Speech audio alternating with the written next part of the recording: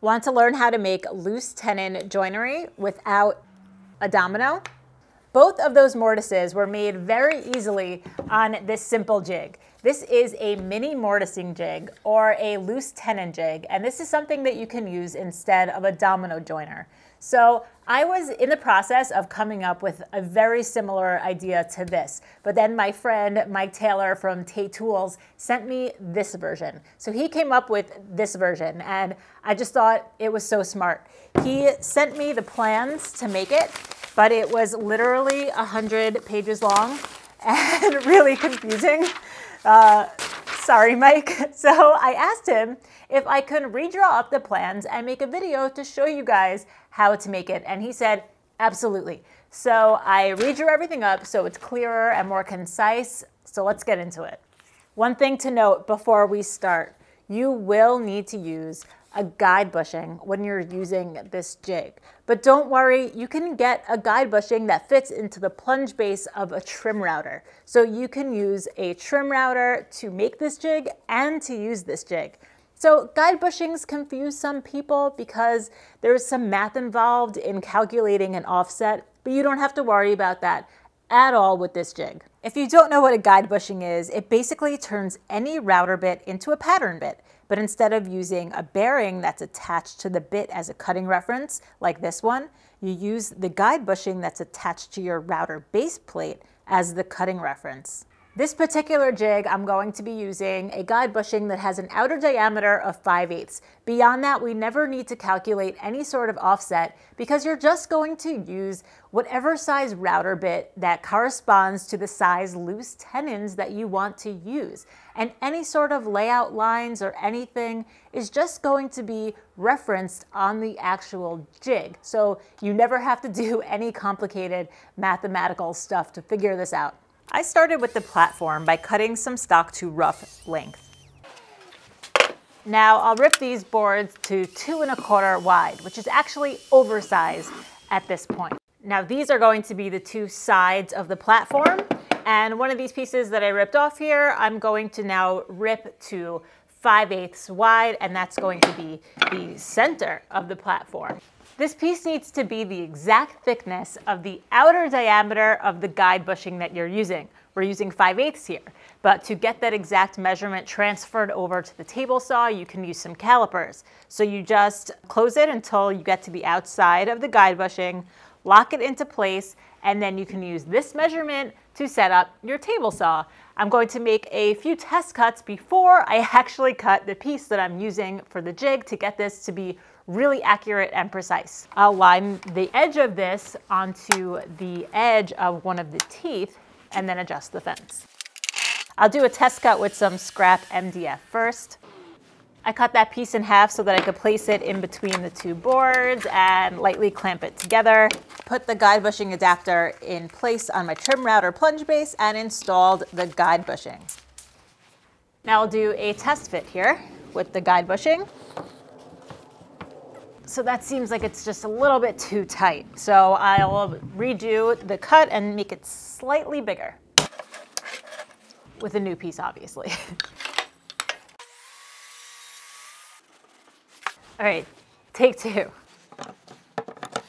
Okay, yeah, so that's perfect. It's very tight, so there's not gonna be any like wiggle room or any slop in there. With a little bit of wax, that's going to slide really easily. Okay, now on to cutting the actual piece. And I'll just cut this in half with the miter saw.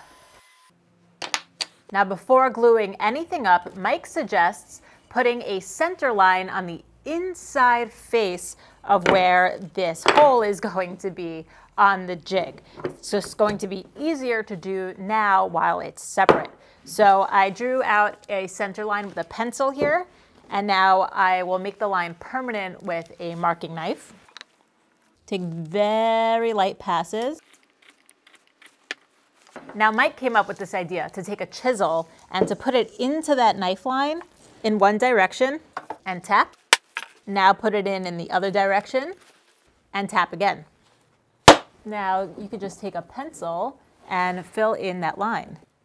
This line is going to be important when setting up the jig when you're using it. Now before gluing it up, I'll just do a test fit just to make sure one last time that the guide bushing is going to fit into this space. Perfect, ready for glue up. Now I took that practice piece of MDF that I used before and I made a center line in it as well. And I'm going to use that to line up with the center line that I just put on the actual jig, and that's going to get me the perfect spacing that I need. Now I could adjust these pieces side to side to make sure that the center line on my spacer piece lines up with the center line on the side of my actual jig. And then I could just clamp it up. While the glue is setting up on the platform, I could work on the fence part of the jig. I'm going to use this chunk of walnut for this jig. The only thing that I'm going to need to do to repair this is to rip it to width.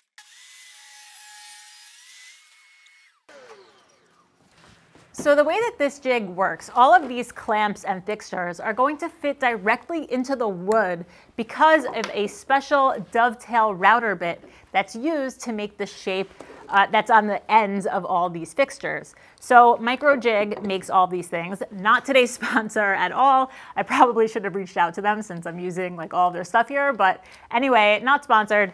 They make this special dovetail bit, but it has a 1/2 inch shank. So you would need a full-size router to make these, but don't worry, there are other companies that make 1/4 inch shank dovetail bits, so you can use a trim router to make this. As for the placement of these grooves, first I'll find center on the board, and then I'll mark 3.5 inches on either side of that center line.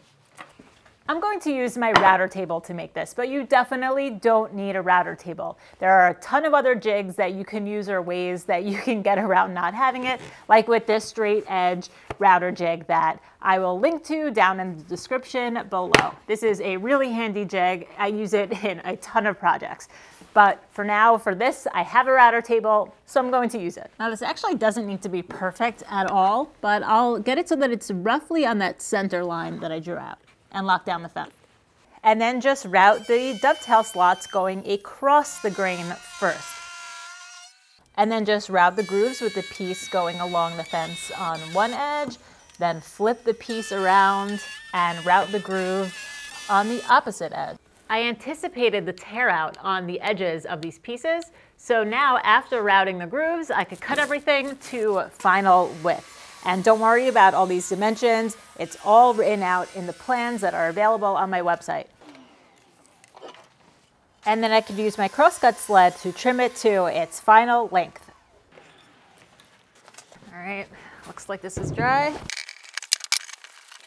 By using the center line that's in the middle of the opening, I line that up with the center of the dovetail groove. I'm just getting the outer dimensions, so these will be the same length. And I'll use my crosscut sled once again to cut that to its final length. I'm not going to cut it to its final width just yet. First, I'm going to make the dovetail tracks that go across the grain. I didn't change the height of the router bit at all, so I just set the fence so that it lined up roughly with that line and made the 2 dovetail grooves that go across the bottom of the platform. And here's why I don't trim it to final width until after. I anticipate that there's going to be tear out or blowout at the back of the cut. So now I just need to cut it to its final width now. I used my calipers to make sure the sides from the opening were even all around, then used that center line I marked out on the edge as a reference to line up a square and make another center line going across the bottom of the platform. I used a marking knife first, taking shallow cuts so I don't go off the line. Then I filled it in with pencil so it will be easier to see. Now I found the center of the board going this way, and I'll use one of these wheel marking gauges to make a center line going through the length of the board. And I'll do this on both sides of the opening. If you don't have one of these, you can also use a square and a marking knife as well. I used my combo square to mark for a 1/4 inch through hole that will be 3/8 from the edge and drilled them out at the drill press. Sorry all you metric people with all my 3/8 and 5/8 stuff here. And then use a countersink bit to countersink the underside of both of those holes. The last hole to drill is in the fence so that it can go into the platform here. So There is no exact measurement for this because you might have cut yours slightly longer or slightly shorter than mine. So what I think the best way to go about this is to line up your two pieces like this, and then try to get into the center of this dovetail groove and mark that center onto the edge of your fence piece. Now we'll just need to mark the center of the thickness of this board. I made sure to mark that hole on both sides of the board because I'm going to be drilling all the way through. So I'll start on one edge and then I'll flip the board over onto the other edge so that the hole meets in the middle. Off camera, I took this dovetail track nut and I used some thread locker to permanently affix a threaded rod to it. So this slides into the dovetail track that's in the bottom of the platform. And this will go all the way through and lock into place. I lightly sanded all the corners just so that it was nice to touch, and I'll just add some finish onto it. While that soaks in, I have enough time to go make dinner. Ever since we started getting HelloFresh, that age-old question of what's for dinner has been answered. Every week, delicious, chef-curated kits arrive at my doorstep, along with easy-to-follow recipe cards, which makes it really fun for my kids to decide what they want to eat. All of the meal kits come with pre-portioned ingredients, so you never have to measure anything out and less food goes to waste. This saves me time as I'm cooking, but it's also a huge time saver before I even start, because I don't have to go to the supermarket, which would take about 45 minutes for me to do. My favorite thing about getting these meal kits is how excited the whole family is about trying a new recipe. They even love to help now since they can easily follow the recipe cards as well. The produce that arrives is at its peak freshness because it's sourced directly from farmers, which means that you get it even faster than your grocery store does. The plans are also completely flexible, so you can add extra proteins or change your delivery day, or if you want, skip a week. But you might not want to skip a week because these recipes are really great. I never would have thought of putting this meal together. And true story, my father-in-law came over as we were eating and he was so impressed by this dinner. He couldn't get over how good it was. So if you're interested in trying it out, go to HelloFresh.com and use the code 3x3custom12 to get 12 free meals, including free shipping. That's HelloFresh.com. Use the code 3x3custom12 for 12 free meals and free shipping. The results speak for themselves. Thanks, HelloFresh. The jig is ready and it could totally be used just like this, but there's an optional step to add into the fence piece to make it easier to clamp onto your workbench, and then it's easier to use. This optional fence is going to attach to the back of the main fence using threaded inserts, and now I'll drill out those holes. Probably should have done this before finishing the board, but whatever. Then use that countersink bit again just to make a small little recess in the hole. To install it, I put some washers onto a bolt, then put the threaded insert onto that bolt, and then screw it into place.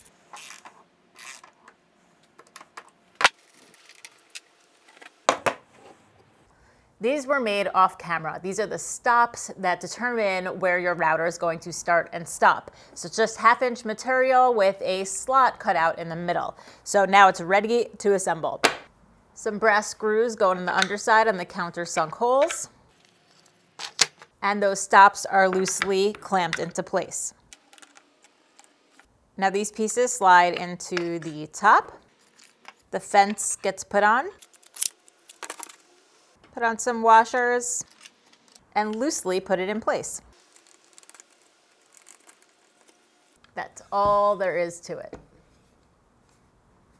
The fence is completely adjustable so that you can adjust it for different width material. I'm going to be doing these test cuts on 3/4-inch material. And if I want the mortise to go in the center, that means that the offset for the fence is going to need to be 3/8 away from the center line that I put in here. So this is pretty easy to do with a combo square. You line it up on the center line that you have in there, and you just adjust it until there's 3/8 overhanging from your center line. Once the combo square is set, you could then lock down one end of the fence, then lock down the other end of the fence. Make sure your combo square is touching the fence at all points. And now your offset is set for 3/4 inch material. If you put that in there, it's always going to be on the center of a 3/4 inch board. Another way to do it would be to mark the center on the edge of a board and then line it up with the top of the jig and make sure that the center line lines up. See, it's a little bit off, so I'll adjust it. And now I can get my combo square measurement on that one end and bring that over to the opposite end. Adjust it and lock it into place. Make sure it's even on all edges, centered, good to go. Now you have to decide here, are you going to make your own loose tenons or are you going to purchase them? So it's very easy to make them. You just make them the thickness of your router bit and then just cut them to any width that you want, round over the edges, and then just cut them to any length that you need. But it's also pretty easy to buy them. So there's just one extra step if you're going to buy them. You have to make sure that when you're setting up the start and stopping points on the top of this jig, that it corresponds to the width of these loose tenons. Well, slightly bigger than the width of these loose tenons. So I'm going to base it off of already pre-existing ones, but you could cut this to any size that you want if you make your own. So here's that extra fence that I was referring to when doing the threaded inserts. So it's just a board with some slots drilled out at the top, and you could put this into a vise or just clamp it directly to your workbench. Now this holds the jig upright, and you just need to use some knobs with some threads in them and lock it into place. But you don't need this fence. You could clamp your workpiece to a vise or your bench and just clamp the jig directly to your workpieces. Now what I need to do is set up these stops so that they're going to cut a mortise that's this wide, which is as wide as the loose tenon that I'm going to use. So this is how you do it. I've already marked the center line on the center of this board, and all I have to do is line it up with the center line that I drew onto the jig. Now take one of the dovetail clamps, slide it into the groove, and just clamp it down. To set the stops, I take the guide bushing out of the router because I need to be able to see where the router bit is hitting. So I plunge it down and then just stop right when it gets to the top of the material. Then I slide it over until the edge of the router bit hits my edge mark over there that I made, and then just lock that stop down in one direction, then slide it over the other way.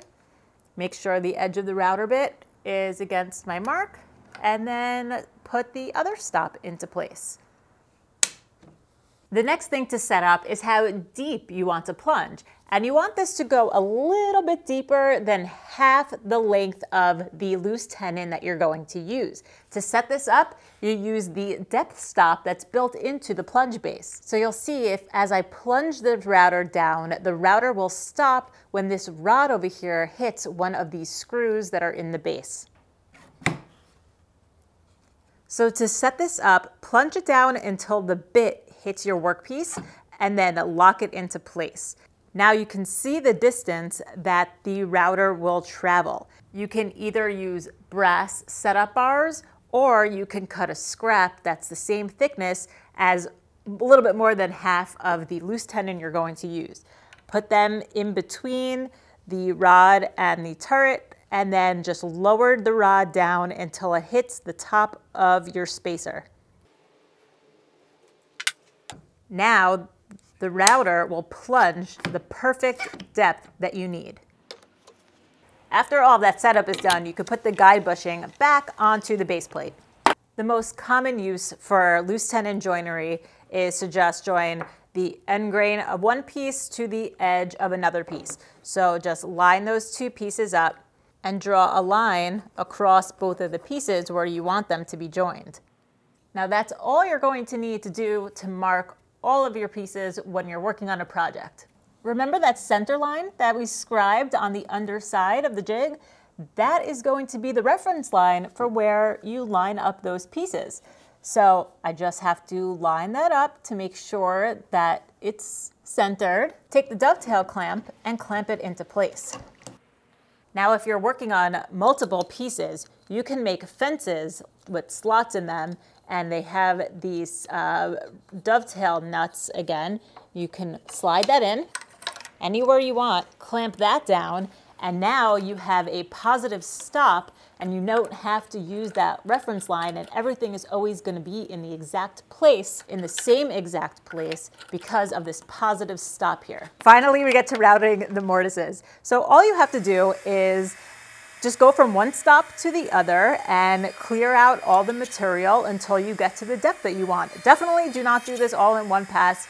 It is best to first plunge all the way down on one side, and then plunge all the way down on the opposite side, and then join those two holes, taking shallow passes each time. And that is all there is to it. Let's see how this fits. It's a good amount of space on either end of it. It looks like it's about halfway.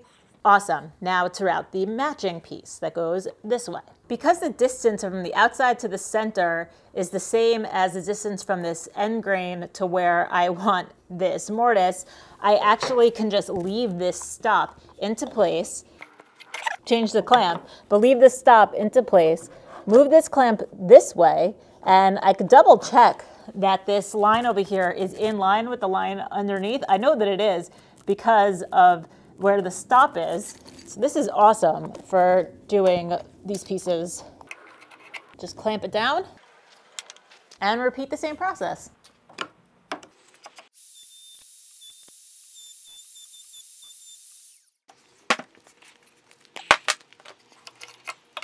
Now the moment of truth. Let's see how it all fits together.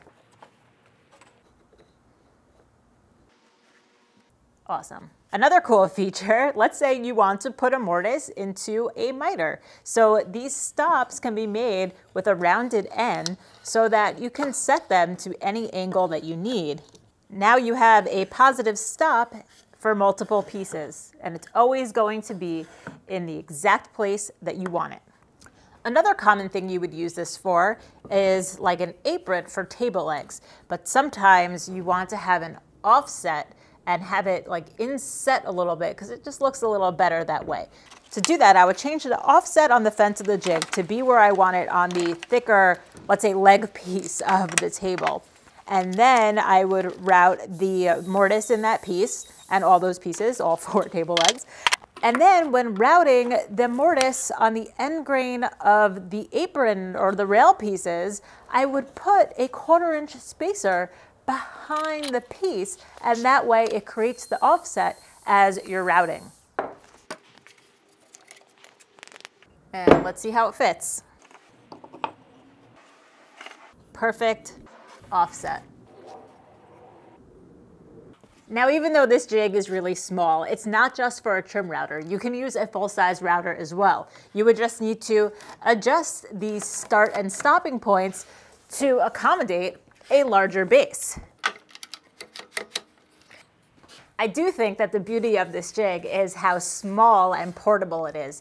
So there's just some things to note here. If you decide to only use this for a trim router, you are going to be limited to that smaller size because of the 1/4 inch shank.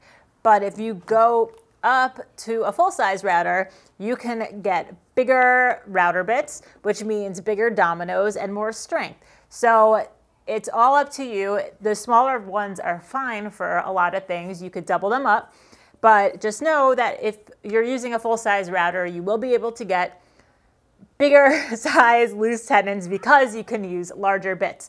Also, while talking about these bits, these come in metric. So you need special metric router bits if you are going to buy these pre-made loose tenons. They make these metric bits that have 1/2-inch shank and 1/4-inch shanks, and it's totally doable. I linked down to them down below. But if you don't want to have to deal with that and you don't have those router bits, just make your own loose tenons. You don't need to buy them pre-made, and then you can make them to whatever thickness router bit that you have. So I feel like I just scratched the surface on what this thing can do. There's so many different more ways that you can clamp onto here, and I want to know what you guys think. Like, how would you use something like this? I think that this is just a really cool jig. I would even take off the fence and use this as a template for in like the middle of a project. There's just so many ways that this could be used. I really hope you guys like it, and check out the full article that's linked down in the description below, which has some more details, and all the measurements and everything are in the plans that are linked down below as well, along with all of the tools and all of the materials and accessories that I used to make this. So thank you to HelloFresh for sponsoring this video. Thank you guys so much for watching, and I'll see you on the next one. And my kids are running around with lightsabers. Okay. Oh, where can my push stick be?